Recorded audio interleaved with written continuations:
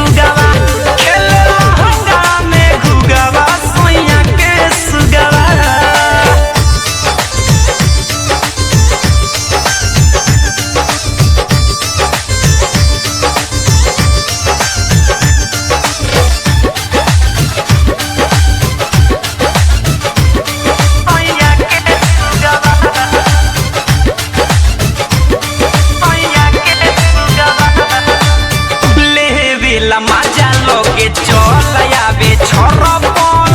करे जिद मजा मार के बहटे मुपरकल हा हा लेवेला मजा लोगे चल आवे छरपल करे जिद मजा मार के बहटे मुपरकल बुझे न बात सखी हवे उ महुगावा सैया के सुगवा हा हा बुझे न